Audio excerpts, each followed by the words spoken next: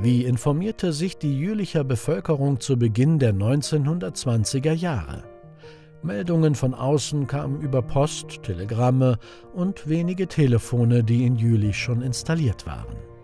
Auch vor 100 Jahren gab es in Jülich eine Tageszeitung. Sie feierte im Jahr 1923 sogar ihr 100-jähriges Erscheinen. Das Jülicher Kreisblatt. Anders als heute hatte die Zeitung keine Bilder. Dafür war sie gespickt mit Informationen. Das Problem?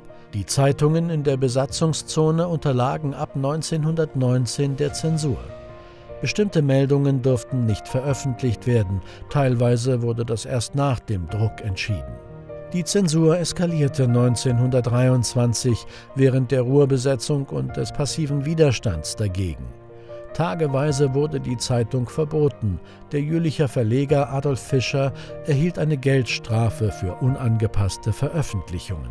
Das Kreisblatt hatte in der Spitze eine Auflage von über 7000 Exemplaren, stand der Zentrumspartei sehr nahe und veröffentlichte wöchentliche Beilagen zur Heimatgeschichte und zu Kirchenthemen sowie Sonderausgaben zum Heimattag 1925 und zum Ende der Besatzung 1929.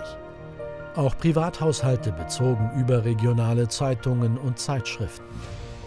Ab 1931 bekam der Völkische Beobachter, die Zeitung der NSDAP, eine Lokalausgabe Jülich des Westdeutschen Beobachters und wurde ab 1933 immer mehr zur Bedrohung des Kreisblattes.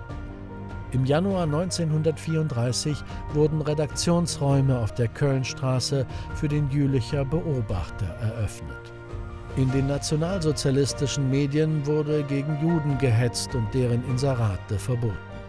Bald gab es auch in Jülich einen Stürmerkasten, einen Aushang der antisemitischen Kampfpresse Stürmer. Plakate waren ein wichtiges Medium der Zeit. Zwischen 1919 und 1933 herrschte fast immer Wahlkampf. Zu knapp 30 Wahlen des Reichspräsidenten, von Reichstag, Landtag, Provinziallandtag, Kreistag und Stadtrat wurden die Jülicherinnen und Jülicher aufgerufen. Auch in Jülich konnte man seit 1924 Radio hören.